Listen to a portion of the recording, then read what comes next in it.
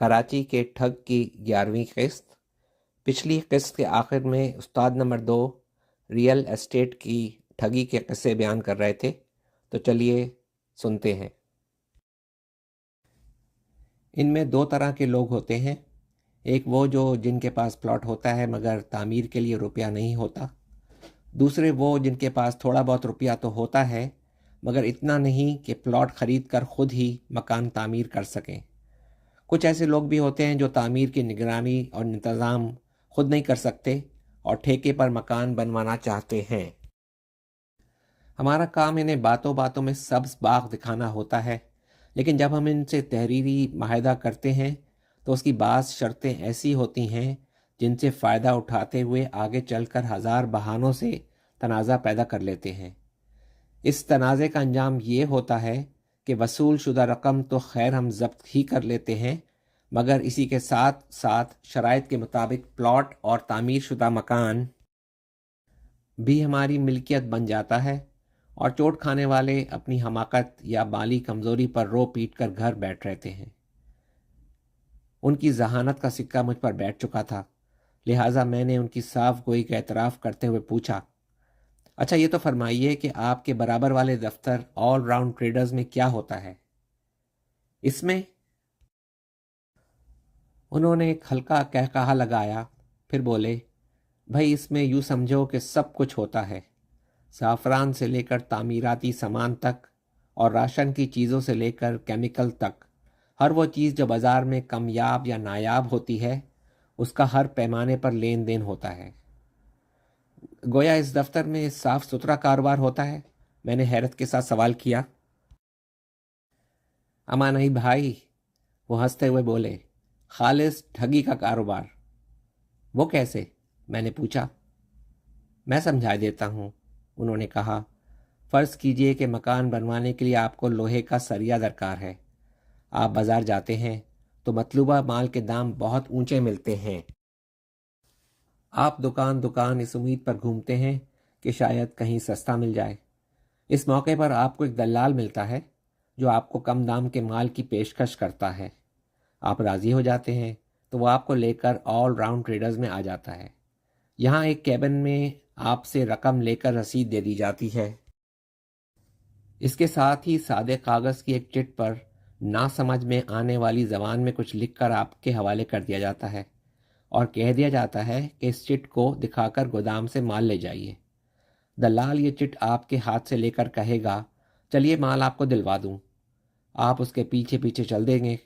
اب دلال کسی جگہ اچانک غائب ہو جائے گا اور آپ اسے ڈھونڈتے پھریں گے۔ پھر دفتر واپس آئیں گے تو پتہ چلے گا کہ آپ کا ساتھی گودام سے مال لے گیا، یا ایسا ہوگا کہ غائب ہونے کے تھوڑی ہی دیر بعد وہ آپ کو ڈھونڈتا ہوا مل جائے گا اور بولے گا گودام بند ہے یا مال ختم ہو چکا ہے، کل ملے گا۔ اس کے بعد آپ چکر ہی کاٹتے رہیں گے۔ کبھی کبھی بازار سے کمیشن پر خریدا ہوا مال بھی شکار کے ٹھکانے پر پہنچا دیا جاتا ہے، مگر ایسی صورت میں تھوڑی ہی دیر بعد ایک ٹرک میں کچھ آدمی وہاں پہنچ جاتے ہیں اور شکار سے کہتے ہیں یہ مال فلاں محکمے کا ہے اور چوری سے یہاں پہنچایا گیا ہے۔ ایک شخص خود کو خفیہ پولیس کا افسر ظاہر کرتا ہے، ساتھ آئے ہوئے لوگوں اور خود شکار کے مزدوروں کو مال اٹھا کر ٹرک میں رکھنے کا حکم دیتا ہے اور مال اور شکار کو ساتھ لے کر خفیہ پولیس کے تھانے پر چلنے کی بات کرتا ہے۔ راستے میں کسی مناسب جگہ وہ شکار کو اتار کر بعض ضروری کاغذات لانے کی ہدایت دیتا ہے اور وہ بیچارہ وہاں سے جان چھڑا کر بھاگتا ہے تو مال اور اس کو لے جانے والے سب غائب ہو جاتے ہیں۔ سربند ڈبوں یا شیشیوں والی قیمتی چیزوں کی صورت میں نقلی یا انتہائی گھٹیا مال دے دیا جاتا ہے۔ پردیسی گاہکوں کو خاص طور سے نشانہ بنایا جاتا ہے۔ کیا اس طرح آپ کو قانونی گرفت میں آنے کا اندیشہ نہیں رہتا؟ میں نے پوچھا۔ بالکل نہیں، انہوں نے اطمینان سے کہا۔ گاہک کو رقم کی رسید دی جاتی ہے۔ اس رسید میں یہ تو لکھا نہیں ہوتا کہ رقم کس لیے دی گئی ہے۔ بکیڑا ہونے پر سول کیس بنتا ہے۔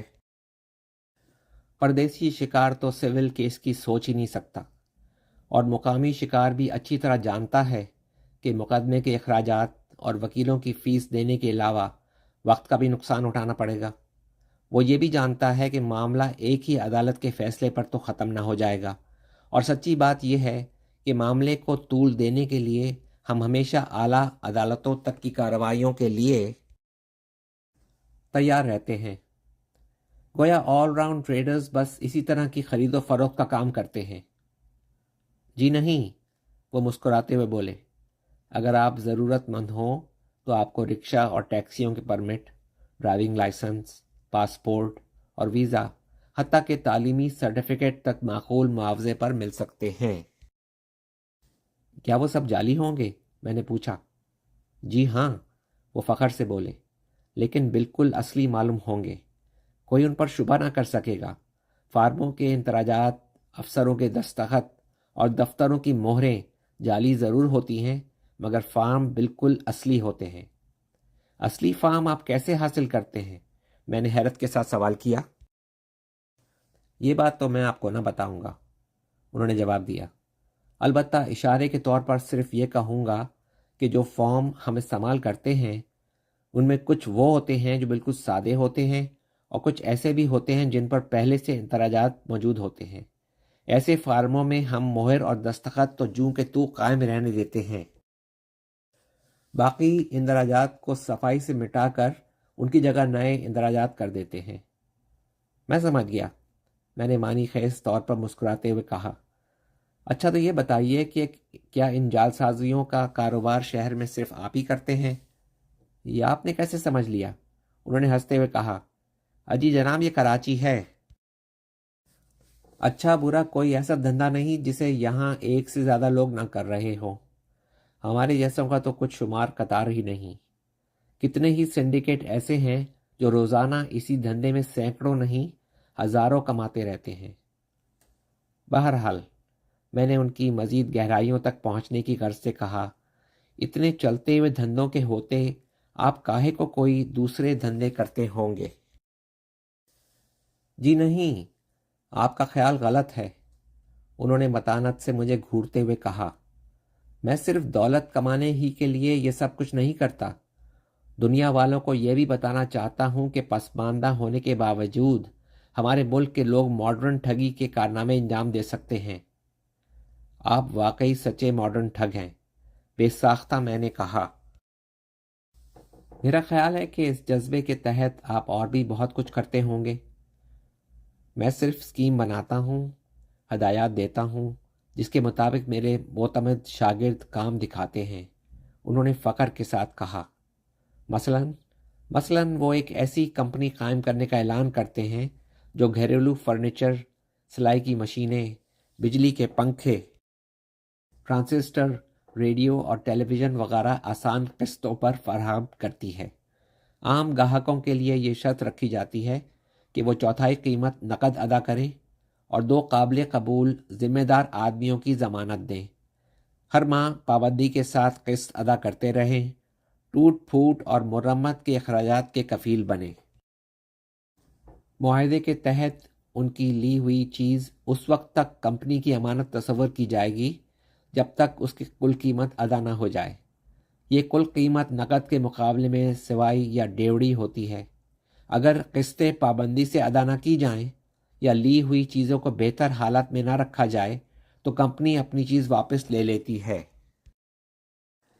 اور اس صورت میں معاہدے کی شرط کے مطابق اس کی ادا کردہ قسطیں ضبط ہو جاتی ہیں۔ جو گاہک ضمانت دینے اور نقد چوتھائی قیمت کی ادائیگی کرنے سے بچنا چاہتے ہیں، انہیں خریداروں کی انجمن کا ممبر بننے کے لیے کہا جاتا ہے۔ میمبری فارم کی قیمت 1 روپیہ اور میمبری کی فیس 10 روپیہ ہوتی ہے۔ اس کے بعد وہ جو چیز لینا چاہتے ہیں اس کی انہیں عام ماہانہ قسط ادا کرنی پڑتی ہے۔ ایک ہی جیسی چیز مثلاً ٹیلی ویژن کے ضرورت مند ممبران کا ایک الگ گروپ بنا دیا جاتا ہے۔ ان کی ترتیب ممبر بننے اور قسط جمع کرنے کی تاریخ کے مطابق رکھی جاتی ہے۔ ایک چیز کے خواہش مندوں کا گروپ قسطوں کی شکل میں جب اس کی آدھی قیمت ادا کر دیتا ہے تو وہ چیز اس گروپ کے پہلے ممبر کو دے دی جاتی ہے۔ یہ سلسلہ اسی طرح آئندہ بھی ترتیب وار چلتا رہتا ہے، لیکن یہ سارے اصول صرف نمائشی ہوتے ہیں۔ شروع میں محض نیک نامی کی خاطر یا گاہکوں کو پھانسنے کے لیے چند چھوٹی موٹی چیزیں ان اصولوں کے مطابق تقسیم کر دی جاتی ہیں، مگر اس کے بعد ساری کارروائیاں بالکل فرضی یا نمائشی ہوا کرتی ہیں۔